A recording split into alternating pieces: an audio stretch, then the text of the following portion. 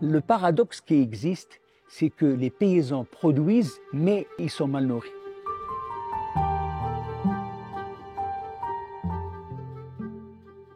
On a vu qu'il fallait travailler sur deux piliers.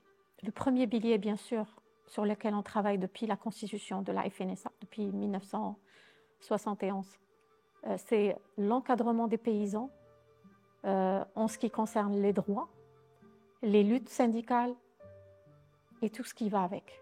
Maintenant, il faut que les paysans ont droit à une alimentation saine et qui est produite avec des méthodes agroécologiques, durables et qui respectent les droits humains. Et ce qu'on fait, par exemple, à Ben Slimane et à Al-Mohammadiya maintenant.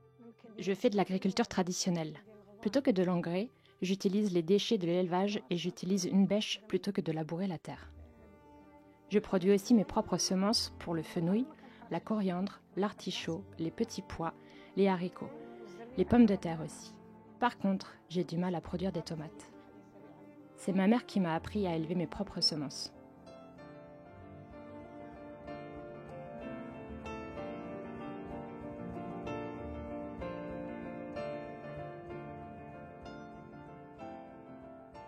Mais à la constitution du syndicat, il fallait absolument les encadrer sur un deuxième pilier qui concerne l'agriculture alternative et l'agroécologie pour qu'ils puissent avoir un revenu digne à partir d'une agriculture qui est agroécologique et qui respecte l'environnement. Je fais comme faisait mon père. J'ai tout appris de lui et de la formation de la FNSA. À l'époque de mon père, les agriculteurs n'utilisaient que les déchets de l'élevage comme engrais. Aujourd'hui, les pratiques agricoles ont beaucoup changé. Mais moi, je continue d'appliquer les enseignements de mon père et de la FNSA.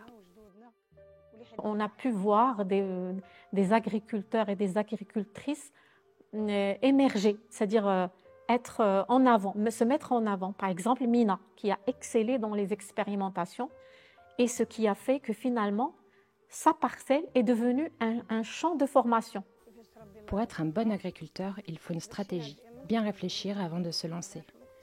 Il faut savoir quoi faire, comment labourer la terre, analyser le sol, cultiver les légumes. J'ai commencé à apprendre tout ça avec mon père et c'est devenu ma passion. Ensuite, la formation de la FNSA a complété ces apprentissages. Mes journées de travail se passent toujours très bien.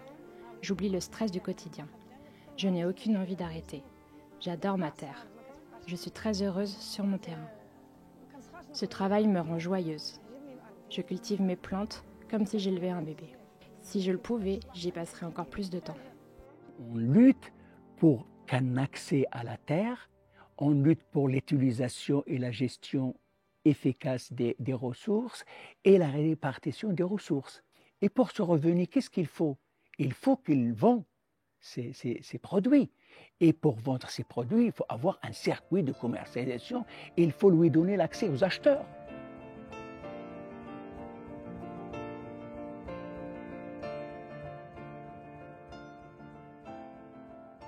On a fait avec la FNSA, on a fait des formations, marketing digital. Avant, on fait 3-4 temps par an.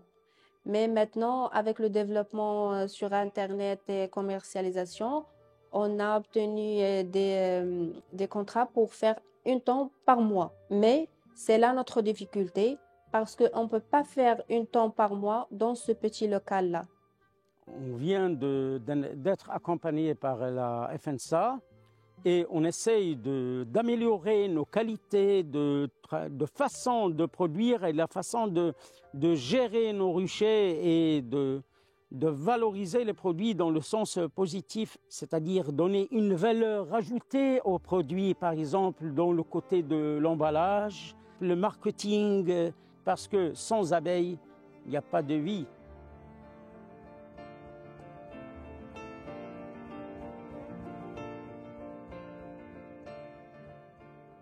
Le demi-axe, c'est les semences. On travaille aussi pour les semences et ça aussi c'est très clair au niveau de la déclaration. Et nous, on lutte pour que le paysan reprenne ses semences. On est les premiers dans les tomates maintenant, 4e au niveau mondial, mais on n'a pas les semences. C'est les personnes à qui on achète les semences ne veulent pas nous vendre ça, on n'a pas de tomates.